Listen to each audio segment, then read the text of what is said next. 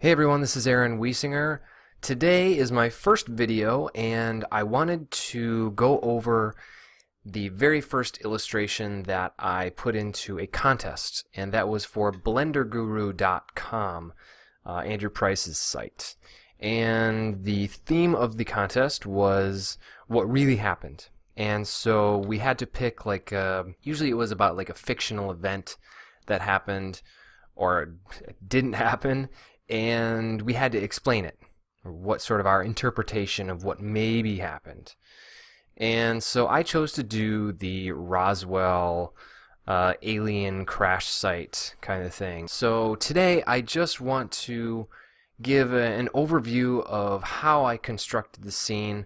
I did not win the contest, however I did make it to a finalist position, which was really cool. So I wanted to just talk about my process a bit, and hopefully through some of this it will give you some ideas for maybe something you're working on, or just, whatever you can get out of this is good. So let's jump into it right now, okay? So that was the finished render, and now I'm going to jump over into the 3D viewport. So right now we can see I've got it divided up into 3 layers. I pretty much always have my illustrations divided up into at least 3, mostly because Blender starts to chug a bit, especially on high poly objects, if you don't kind of separate things and work on them a bit like that. So yeah, this is all 3 layers put together. We can see we've got our alien guys here with the skeleton rigs set up, the weather balloon, the flying saucers, the sign, all that kind of stuff. So I'm going to break it down, go scene by scene, or layer by layer. So let's start at layer 1. Okay, layer 1 we can see is the ground plane, and very basic.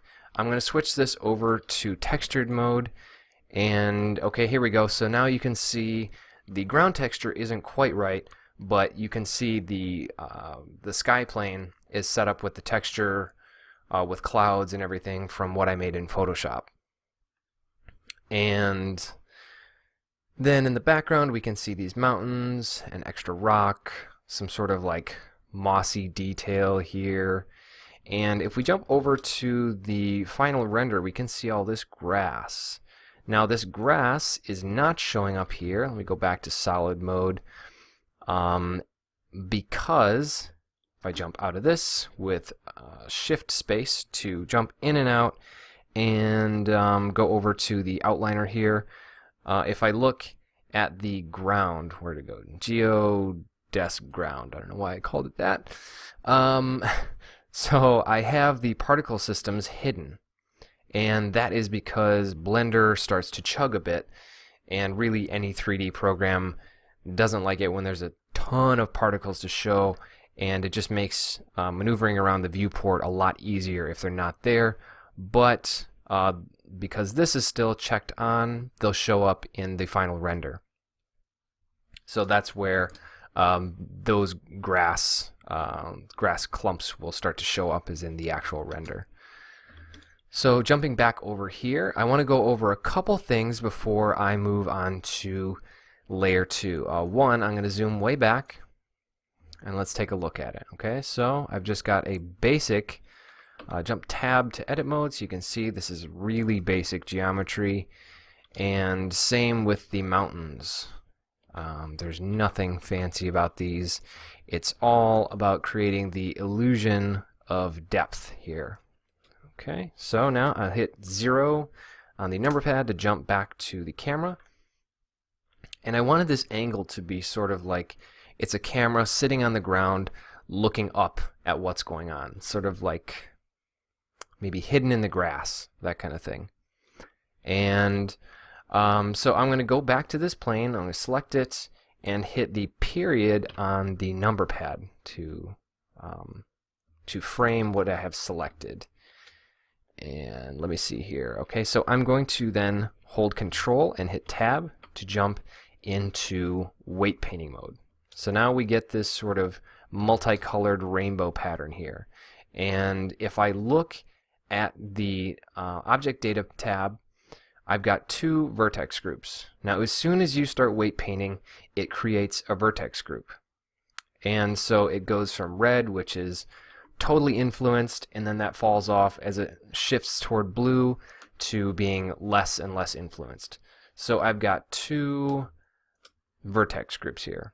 The first one that I set up was for the camera vision, and that's because the way that these grass clumps are actually growing out of the ground, it's not good to have, let me jump out of that view. I don't want grass all over this plane. That is such a waste, and it's much harder to control.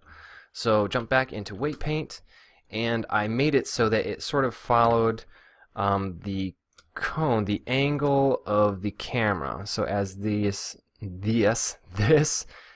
angles out, that's where I painted the influence to go. Okay, and so this will then drive where the particles are coming up out of the ground, and that is exactly what I want. And this is going to drive several of the particle systems that I have in this scene.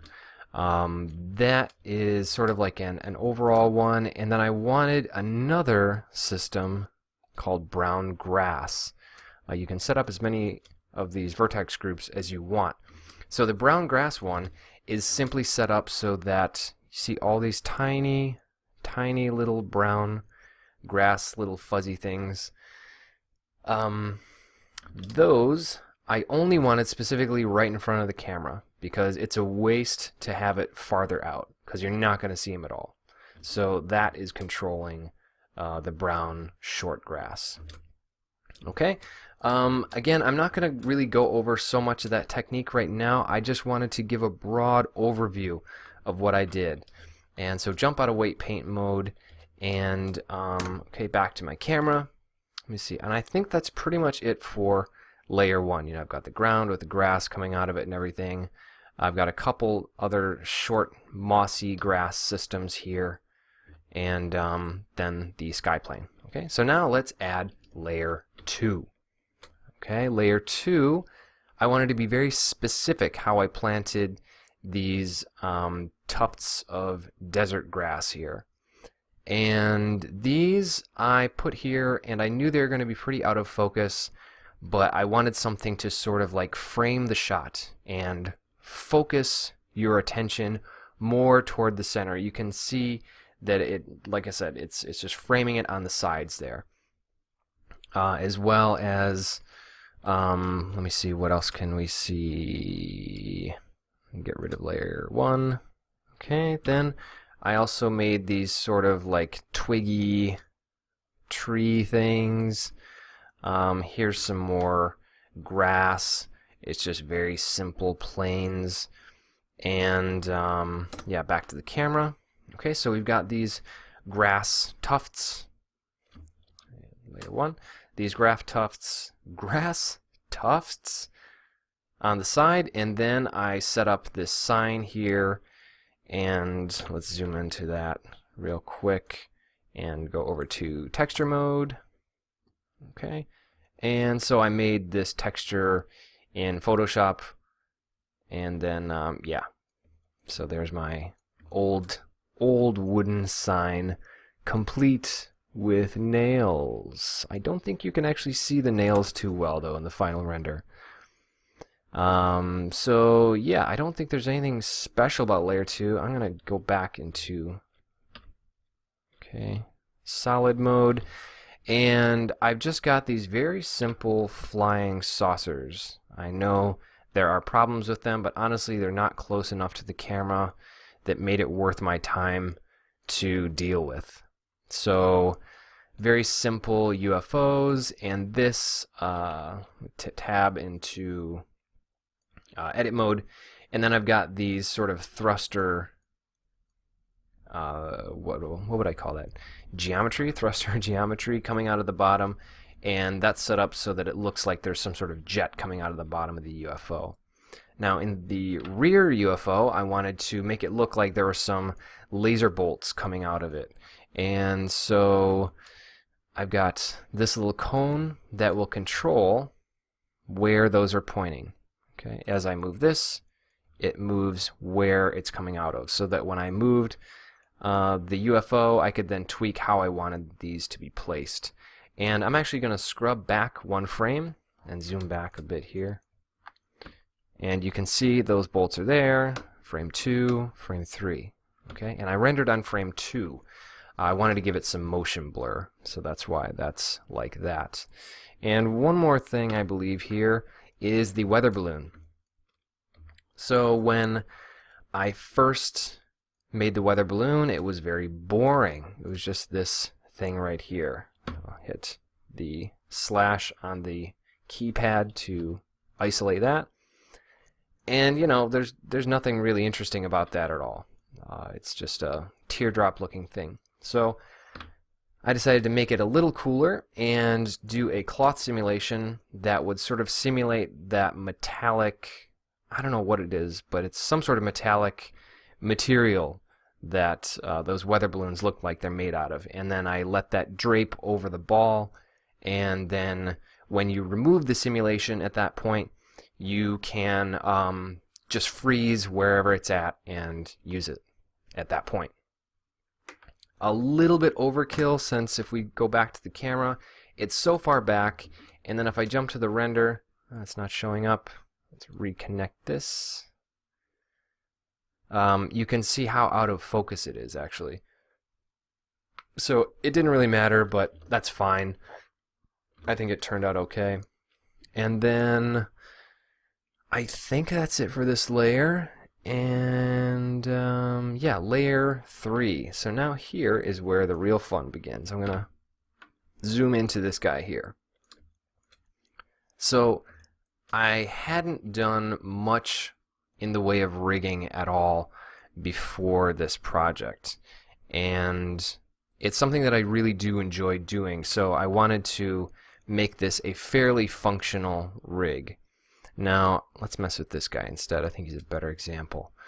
So if I hit A to select everything, hit Alt R to reset the rotation, and Alt G to reset the translation, that's what I want.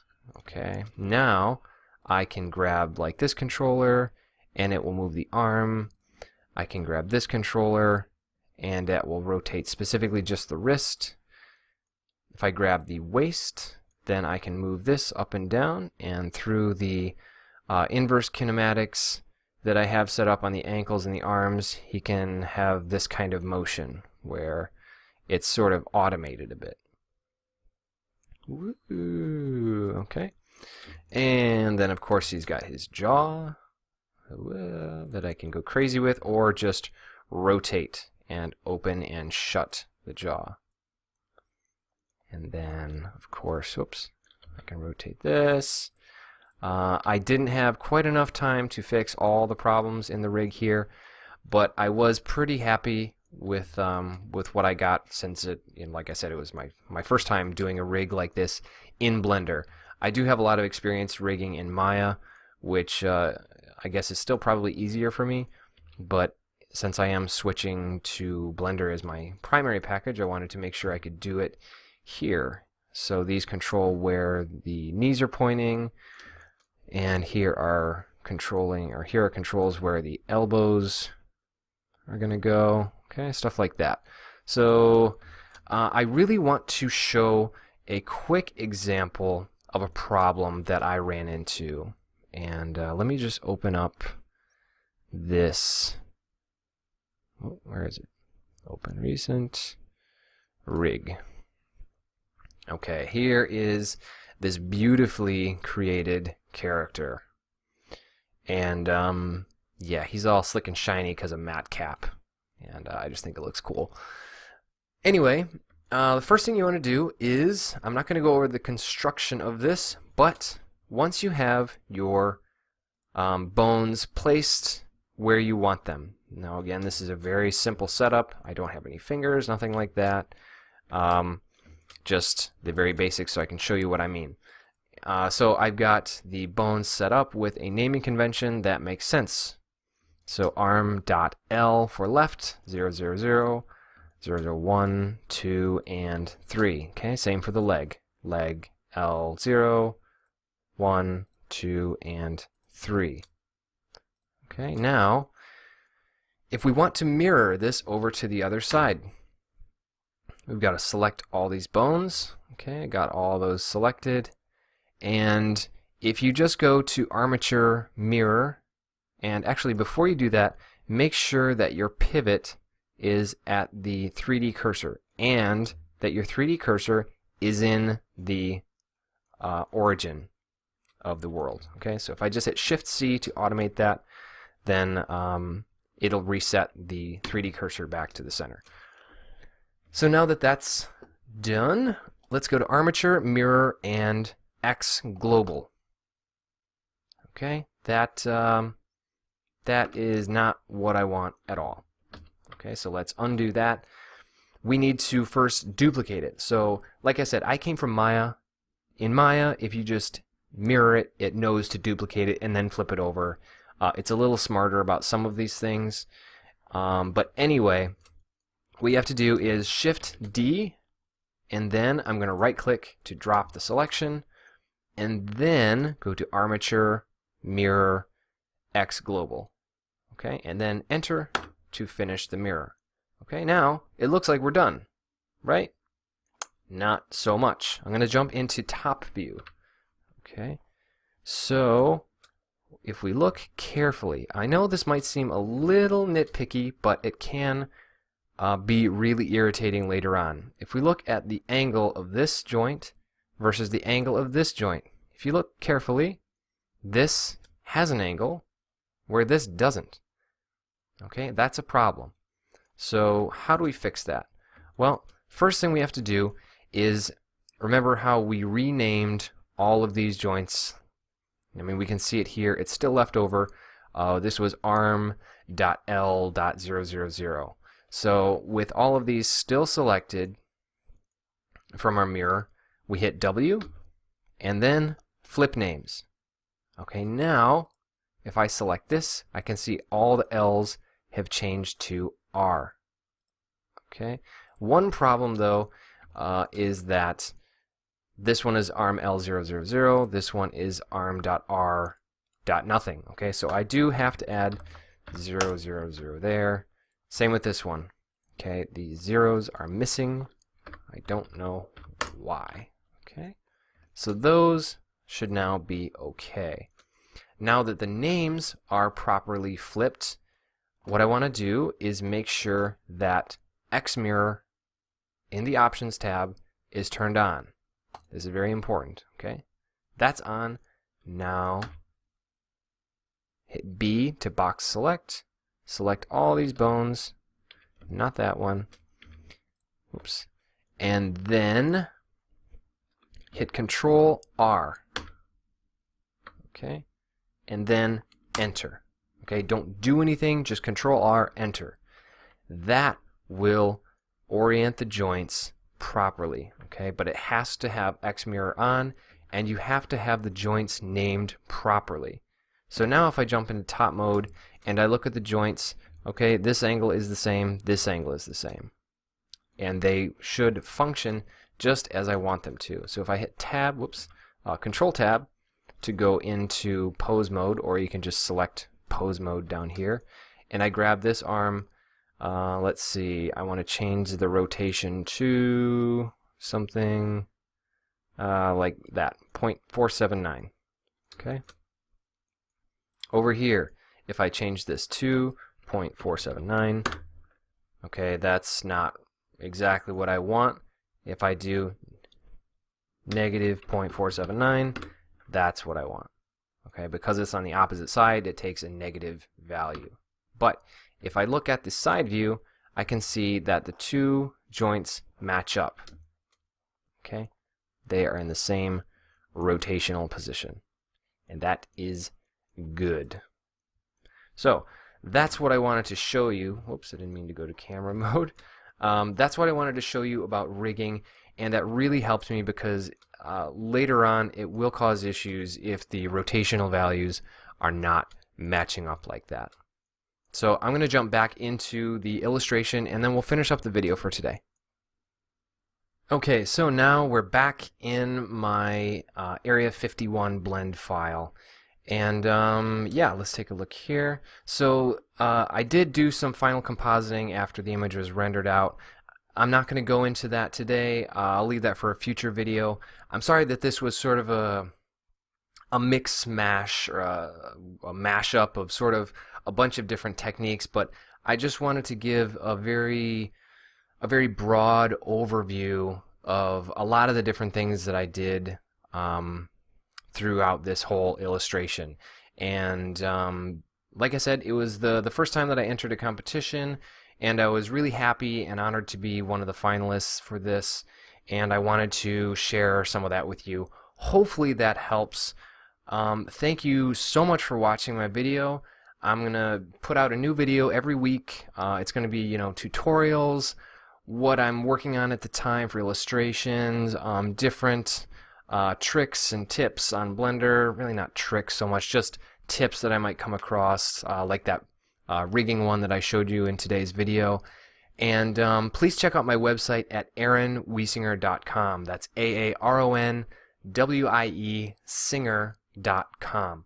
I'm going to put some other links for like my CG Society, DeviantArt, and other stuff like that down in the information below. So thanks for watching. I'll see you in the next video.